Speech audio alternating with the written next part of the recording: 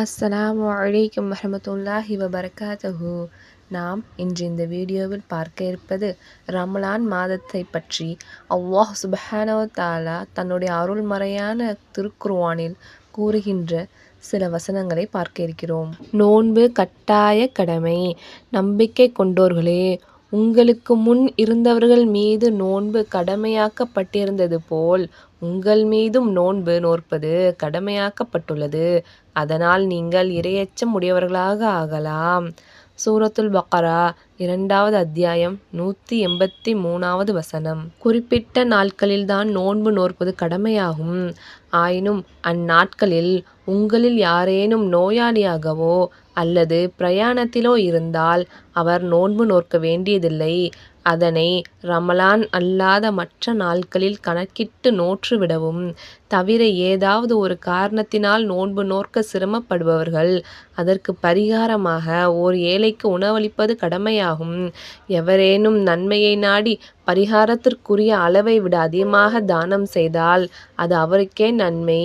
ஆயினும் பரிகாரமாக தானம் கொடுப்பதை விட நோன்பின் நன்மையை நீங்கள் அறிந்தவர்களாக இருந்தால் நோன்பு நோற்பதே உங்களுக்கு சிறந்தது என்பதை தெரிந்து கொள்வீர்கள். சூரத்துல் பக்ரா 2வது அத்தியாயம் 184வது வசனம். ரமலான் மாதம் எத்தகைய மகத்துவமுடையது என்றால் அதில்தான் மனிதர்களுக்கு நேர்வழி காட்டும் திருக்குர்ஆன் எனும் வேதம் இறக்கப்பட்டது. அது நன்மை தீமையை பிரித்தறிவித்து நேரான வழியை தெளிவாக்கக்கூடிய வசனங்களை உடையதாகவும் இருக்கிறது. ஆகவே உங்களில் எவர் அம்மாதத்தை அடைகிறாரோ அவர் அதில் நோன்பு நோற்கவும்.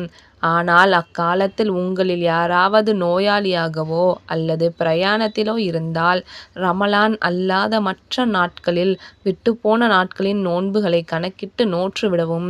அல்லாஹ் உங்களுக்கு இலகுவான கட்டளையை கொடுக்க விரும்புகின்றான், தவிர சிரமத்தை கொடுக்க விரும்பவில்லை. மேலும் தவறிய நாட்களை கணக்கிடும்படி கட்டளையிட்டதெல்லாம் உங்கள் மீது கடமையாக உள்ள ஒரு மாத நோன்பின் எண்ணிக்கையை நீங்கள் முழுமை செய்வதற்காகவும் அல்லாஹ் உங்களை நேரான பாதையில் நடத்தியதற்காக அவனை நீங்கள் பெருமைப்படுத்துவதற்காகவும். நோய், பிரயாணம் போன்ற சந்தர்ப்பங்களில் நோன்பு நோற்காதிருக்க உங்களுக்கு அனுமதி வழங்கியதற்காக நீங்கள் அல்லாஹ்விற்கு நன்றி செலுத்துவதற்காகவுமே ஆகும். சூரத்துல் பக்ரா 2வது அத்தியாயம் 185வது வசனம். ரமலான் மாதம் ஏன் சிறப்புக்குரிய மாதமாக திகழ்கிறது என்றால் இந்த புனிதமிக்க ரமலான் மாதத்தில் தான் திருக்குர்ஆன் அருளப்பட்டது.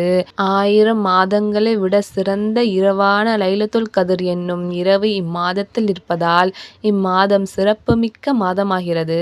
நன்மை தீமைகளை பிரித்து நேர்வழி எது என்பதை பிரித்து காட்டும் அருள்மறை திருக்குர்ஆன் நபி ஸல்லல்லாஹு அலைஹி வஸல்லம் அவர்களுக்கு லைலத்துல் கத்ர் இரவில் அருளப்பட்டது.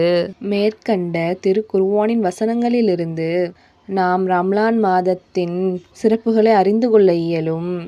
மேலும் அல்லாஹ் சுப்ஹானஹு வ தஆலா நோயாளியாகவோ பிரயாணத்திலோ இருந்தால் நோன்பிலிருந்து விலக்கு அளிப்பதை நாம் அறிந்து கொள்ள இயலும். ஆனால் விடுபட்ட நோன்புகளை நாம் குணமான பின்பு அல்லது பிரயாணம் முடிந்த பின்பு மற்ற மாதங்களில் அந்த நோன்புகளை கணக்கிட்டு நிறைவேற்ற வேண்டும். இருந்தாலும் கடுமையான நோய் உடையோர், முதுமையின் காரணமாக நோன்பு நோற்க இயலாதோர் விடுபட்ட நோன்பிற்கு பகரமாக ஓர் ஏழைக்கு உணவளிக்கலாம் என்பதையும் இந்த வசனத்திலிருந்து நாம் அறிந்து கொள்ள இயலும். இந்த சலுகைகள் இருந்த போதும் நோன்பின் நன்மையே சிறந்தது என்பதையும் அல்லாஹ் சுப்ஹானஹு வ தஆலா குறிப்பிடுகின்றான். இதிலிருந்து நோன்பிற்கான கூலி எத்தகைய மகத்துவமுடையது என்பதையும் நாம் அறிந்து கொள்ள இயலும். அல்லாஹ் சுப்ஹானஹு வ தஆலாவுடைய இந்த கட்டளைகளை நன்கு உணர்ந்து ரமலான் மாதத்தில் அதிகம் நல்ல அமல்கள் செய்து அல்லாஹ்வின் நேசத்திற்குரிய நல்ல அடியார்களில் ஒருவராக ஆக முயற்சி செய்வோமாக. ஆமீன். அல்ஹம்துலில்லாஹ்.